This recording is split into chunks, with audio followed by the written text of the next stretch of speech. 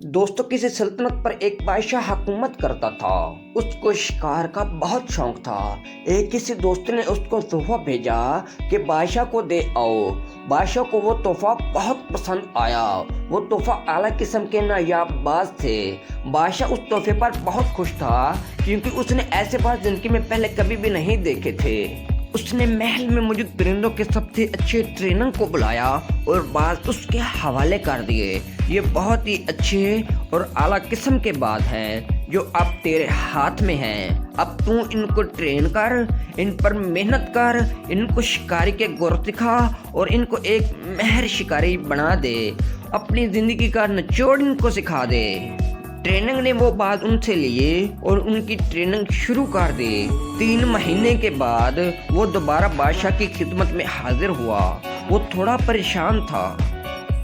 फिर उसने बहुत ही अजीब बात कही, बादशाह सलामत, इन बाजों की नस्ल वाकई बहुत आला और नायाब है। ये बहुत अच्छे बाज हैं, लेकिन इनमें मुझे एक प्रॉब्लम आ रही है। बादशाह ने पूछा, क्या प्रॉब्लम है?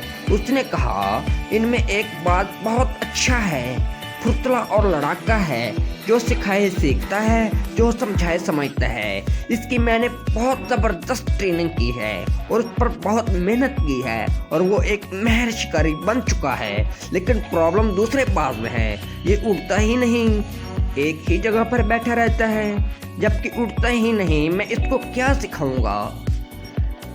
बादशाह ने कहा, कोशिश करो, कोई तरीका आजमाओ। ट्रेनिंग ने कहा, मैंने सब चेकिंग कर ली है, हर तरीका आजमा लिया है, लेकिन ये 10 से बस नहीं उड़ा, कोई फायदा नहीं हुआ।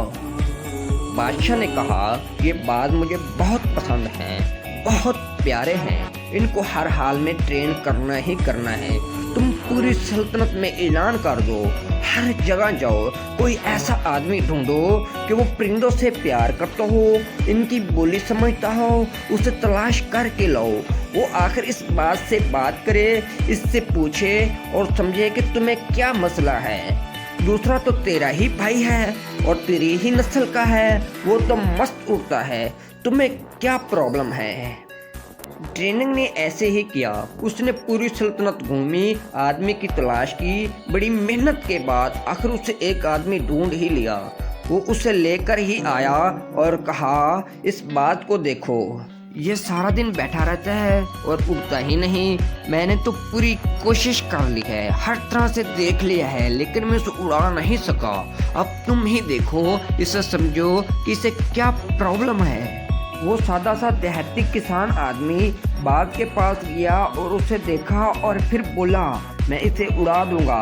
अगले दिन बादशाह देखने के लिए आया और देखा कि दोनों बाज हवा में उड़ रहे थे। बादशाह बड़ा हैरान हुआ कि ये मौजूदा आखिर कैसे हो गया।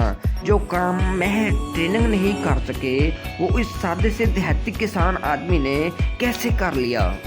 बादशाह ने पूछा कि तुमने आखिर कैसे किया? आदमी ने जवाब दिया, बादशाह सलामत, मैंने तो कुछ भी नहीं किया। जिस शाख पर ये बैठा हुआ था, बस मैंने वो शाख ही काट दी तो ये अपने आप ही उड़ गया। दोस्तों, हम में से अक्सर लोग इस बात की तरह होते हैं जो किसी न किसी शाख पर बैठे रहते हैं और वो शाख इन्हें उड़ने नहीं देती और इन्हें रोकती है और ये पाँव की जंजीर बन जाती है। उस शाख को काटना पड़ेगा। जो सहारा आपको कमजोर करे, इन्हें तोड़ देना चाहिए। जो चीजें आपकी कामयाबी पर रुकावट हो, इन्हें छोड़ देना चाहिए। हर चीज की एक कीमत होती है और कामयाबी की भी एक कीमत होती है। वो कीमत अदा किए बगैर कामयाबी आपको नहीं मिलती। जिस तरह जहाज सहल पर खड़े होने के लिए नहीं बना होता, इसे गहरे पानियों में उतरना ही पड़ता है। एक बात शाख पर बैठने के लिए नहीं बना होता, वो आसमान का सीना चीरने के लिए बना होता है। हमेशा याद रखना कि सहल पर खड़े होकर कोई भी गोताखोर नहीं बनता।